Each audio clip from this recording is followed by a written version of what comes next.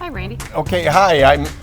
I'm here with Susan today, Susan and Randy Donley, and we're actually working on an ad for the C.O.C.A magazine, always advertising for Donley Auctions. And do people know what C.O.C.A stands for? C.O.C.A magazine, C.O.C.A. It stands for Coin Operated Collectors Association. Look it up. I assumed everybody knew what C.O.C.A was. Not always. If you're It's watching okay. our podcast, you're probably a collector, and Susan's right.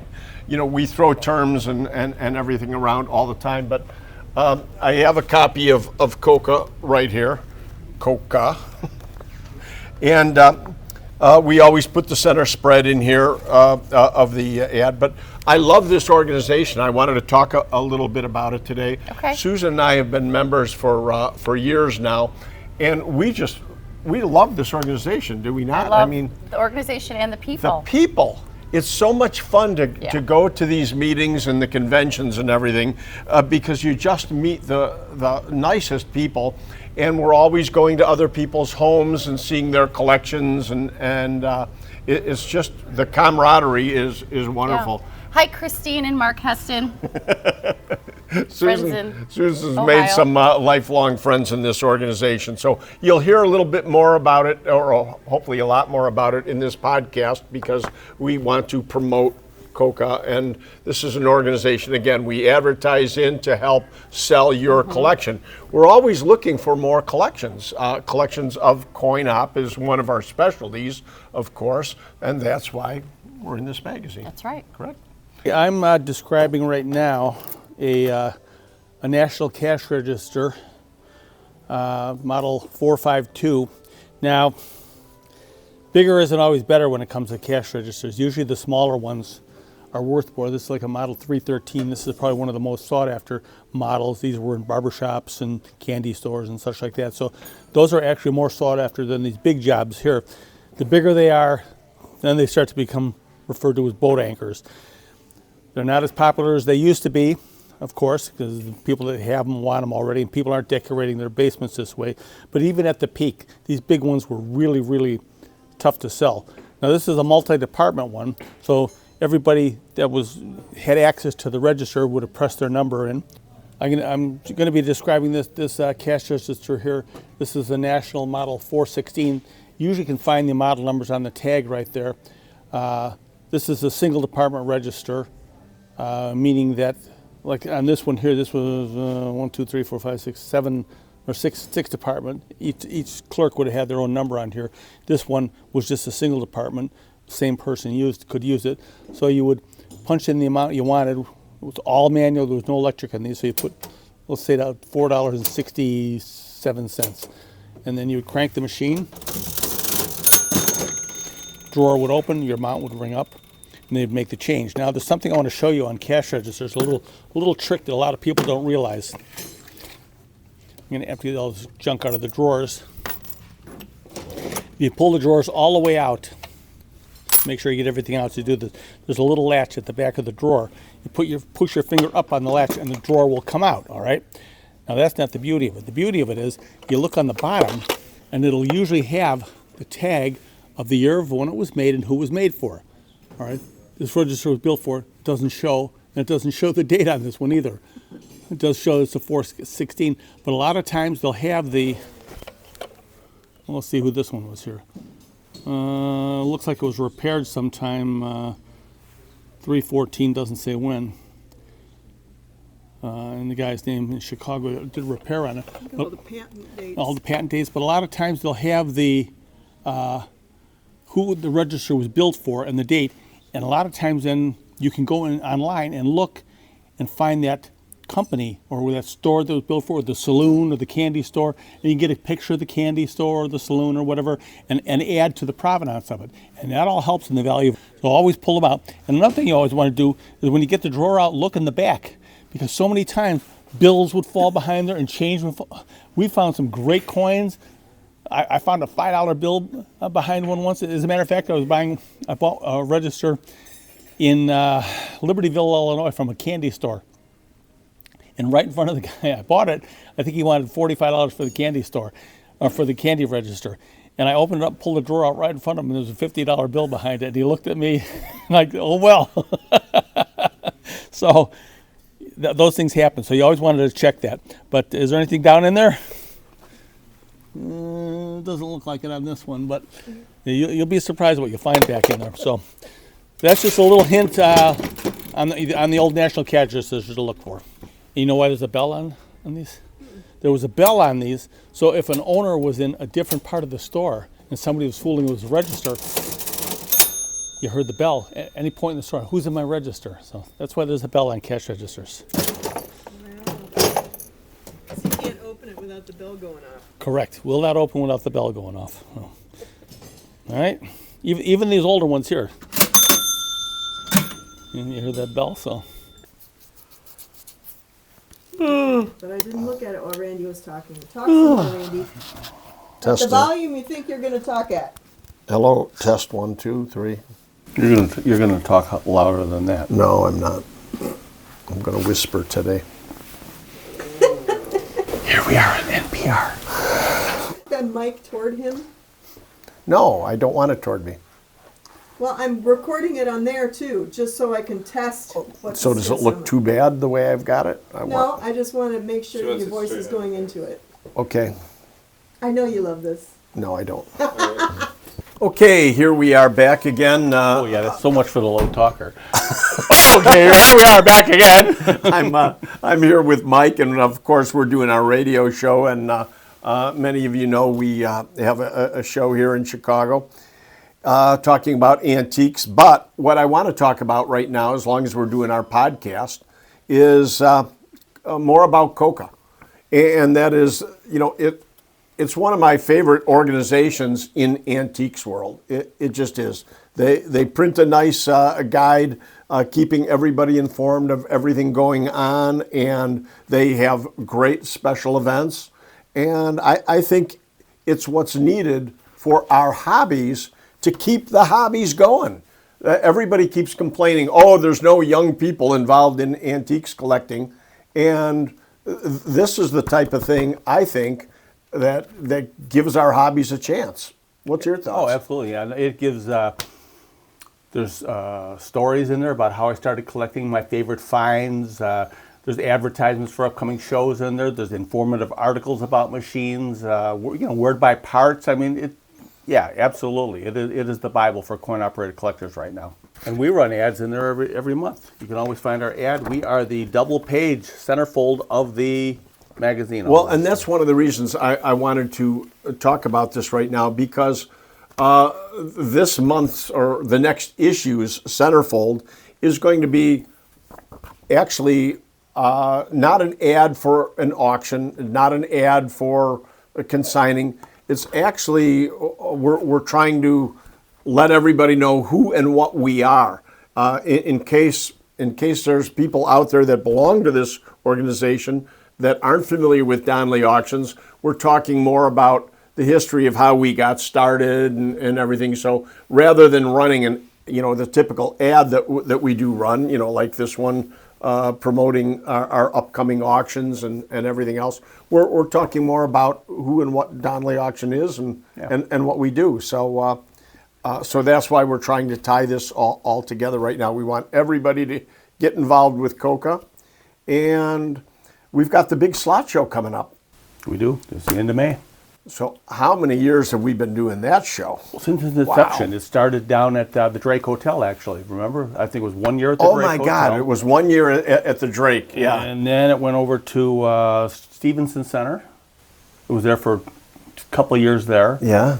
And then it moved to Pheasant Run for the longest run. Yeah, wow. It was there for probably, who knows, 30 years. And Pheasant Run's gone now. They tore it down. Yeah. They tore it down. Can you imagine that? And then it moved over to Lake County Fairgrounds. And so this is the last one they're doing at Lake County Fairgrounds. Yeah, we know of, yeah. New promoters have it, and we're understanding that it's now being moved to, what do they call that place in Schaumburg? The Renaissance Center. Renaissance. Mm-hmm. Mm-hmm. Very nice venue. Oh, man, don't we love the Renaissance Center. Beautiful venue. It is. It's so neat. We need to keep adjusting to what young people want. If we're going to bring young people in the hobby, we can't keep doing everything the same old way. True. And expect everybody to conform to us. But boy, have we been busy, huh? Thank you so much. We just keep getting in more and more merchandise, and and to that point, we need staff.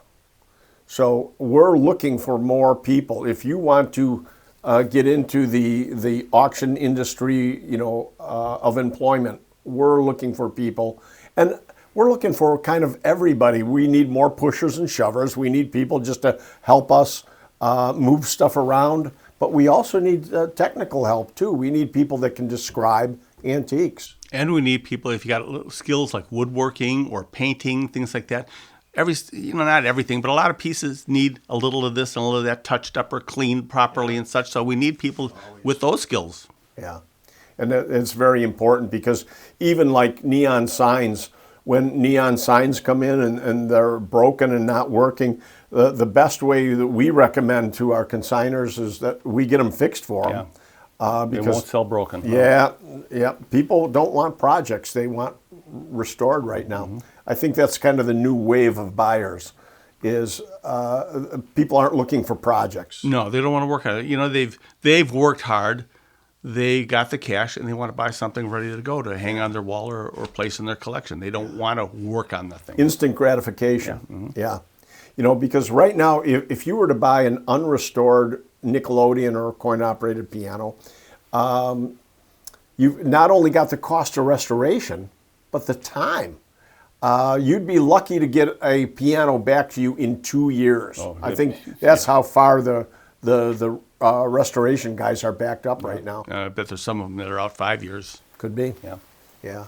Incredible. So again, spend more money, buy restored. Mm-hmm. It's a good point. Okay, this item just came in this morning for one of our upcoming auctions. I'm not sure where I'm going to put this in yet. Quite possibly the Native American and Western American auction we have coming up later this year. This is very, very rare. I'm not going to tell you what it is yet. This is so much fun and so exciting. I've never seen one of these. I've heard about them. What this is.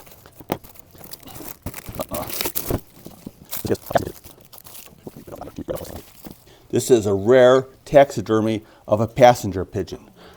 All right, now the passenger pigeon used to be the most abundant bird in the world. In the United States, mainly around the Great Lakes, they numbered 5 to 6 billion birds. Mainly around the Great Lakes region. They were very heavy around here and out into the East Coast and such. When the country was being settled, now the Native Americans hunted them for meat, but of course when the white settlers arrived, much like the bison, they went the way of the bison. The passenger pigeon was relentlessly hunted because they were so abundant. The flocks fell 50, 60 at a time with guns that were called punt guns. They were hunted for meat. By 1900, they were just about wiped. They were wiped out. The last instance of a bird being hunted was in 1900. I think one was shot in Ohio. And then there was a few left in zoos, and the last one died in 1912 in the zoo. So they are extinct. So to have one in taxidermy is very, very, very rare, and they're very highly desirable. Most of these examples are only in museums.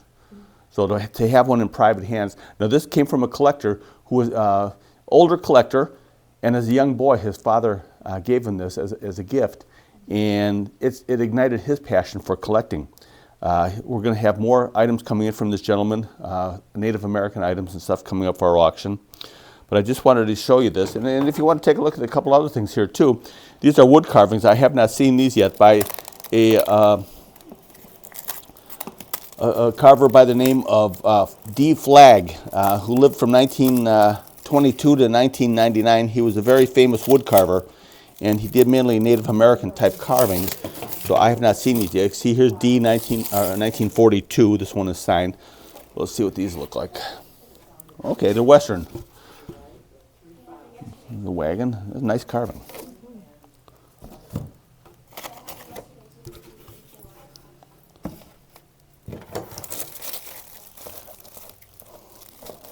So yeah, these will definitely be held for our Western and Native American auction coming up.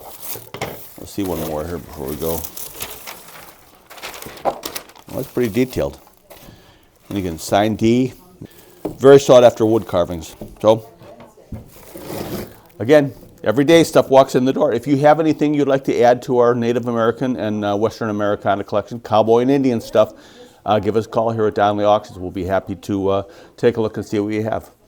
So what else have we got here, Mike? You're going to do this weekend, you're going to...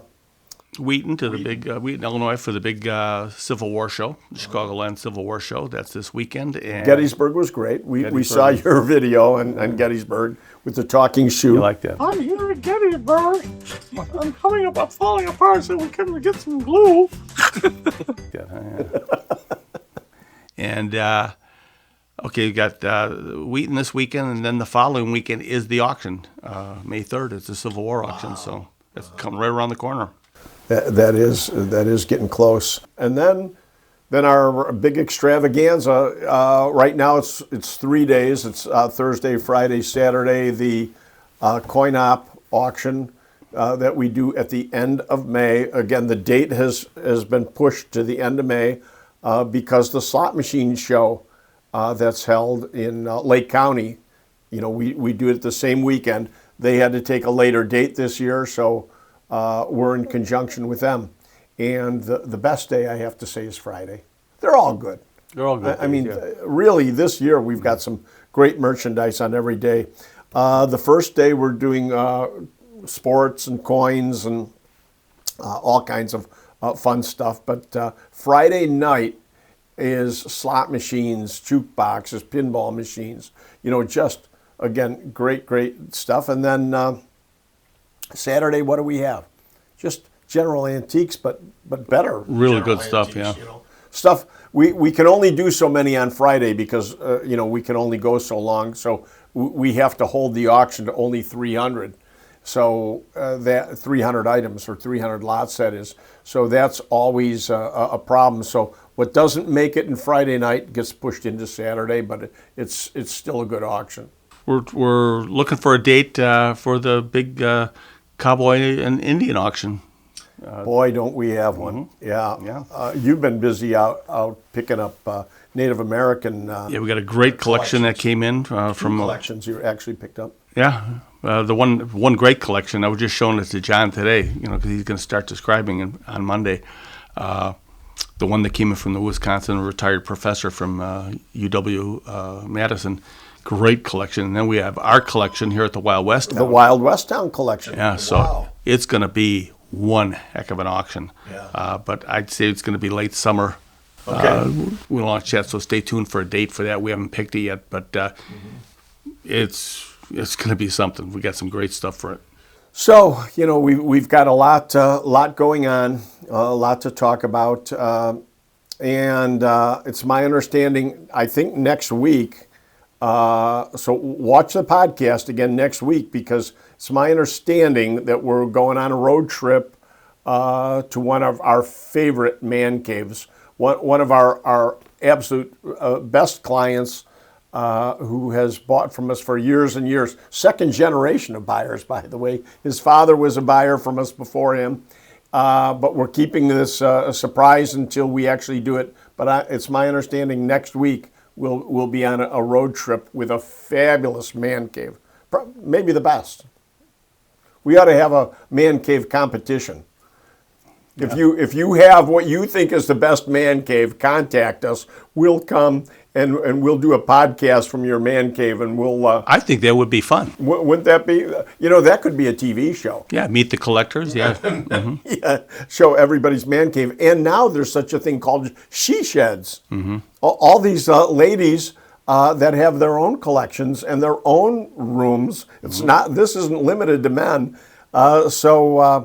Man cave and she shed, and then it would be fun. We could have a competition between the man cave and the she shed and see who ultimately wins the Super Bowl of collecting. It'd be fun. That would. It would be a great podcast or a great separate show on itself. There you go. So if you are in the industry and want to steal our idea, go ahead. No. Get us involved somehow. We'll work with you on it. on Monday. We're going out to Oregon to pick up a wonderful World War II firearms collection. Some really, really great World War II Japanese rifles and pistols, and